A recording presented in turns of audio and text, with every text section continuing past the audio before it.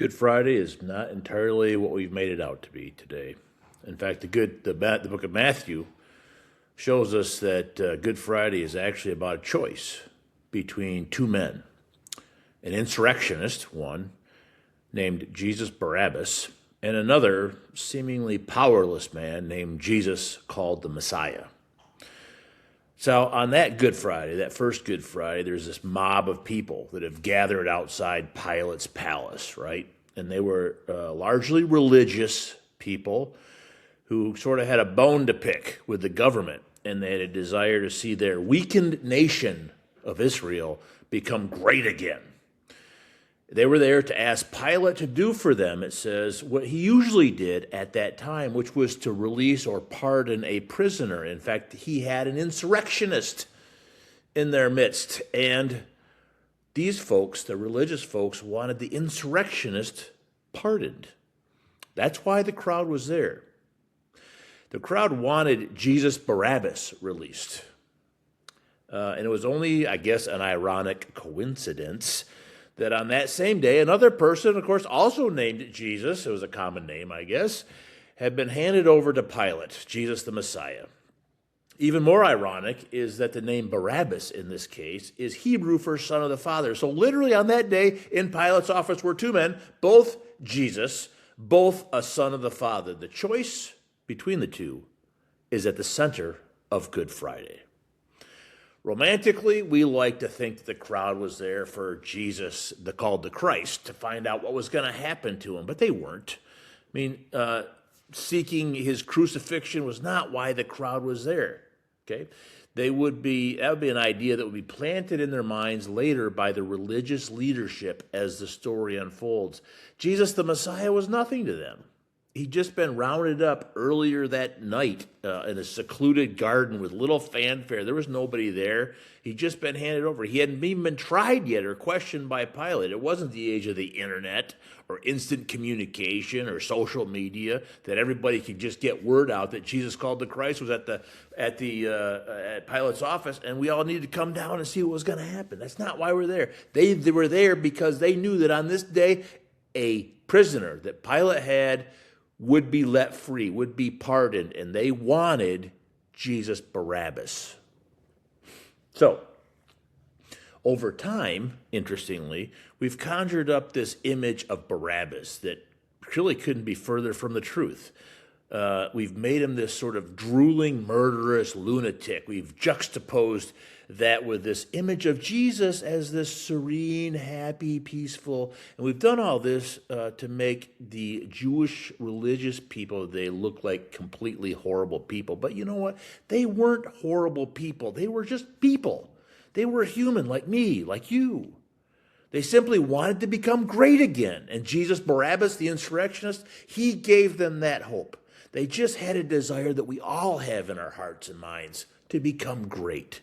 And the path to that greatness came through the insurrectionist, Jesus Barabbas. Now, for that reason, Jesus Barabbas, he was no ordinary prisoner to the Jews. He was also no ordinary prisoner to the Romans. Rome would have no need to make a spectacle out of a drooling lunatic that no one would have shown up to gain the release of anyway. Jesus Barabbas, though, was not a lunatic. He was the one person willing to lead Israel in the direction they felt they needed to head to see their religion and their nation become great again. Pilate says to him in Matthew 27, "Do you want me to release to you the King of the Jews?" Referring to Jesus called the Christ. Knowing, he says, that it was out of envy that the chief priests handed Jesus called the Christ over to him to begin with. Now, there's no way Pilate is going to release somebody actually claiming to be King of the Jews. Pilate takes one look at Jesus, and he sees what a lot of us see, a crackpot, a peasant that was just making religious leaders, for whatever reason, feel bad about themselves, feel jealous about all the attention he was getting. Further, Pilate does not want to release Jesus Barabbas because he actually was an insurrectionist. So hopefully Pilate says maybe they would want their king released instead of the insurrectionists, because that was what Pilate hoped. But the choice, ultimately, of Good Friday is ours. There's nothing stupid about choosing the person intent on making you great again. It's smart if you approach life from a self-preservationist standpoint. It's human nature. We all want that for ourselves and for our religion. We all want to see our religion return to the prominence in our land because we believe that that's what God would want for us, isn't it? To be great again, our religion to be great. Wouldn't God want that?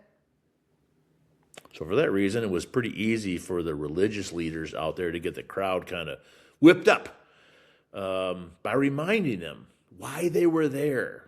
It says in Matthew 27, verse 11, the chief priests stirred the crowd up to have Pilate release Barabbas instead.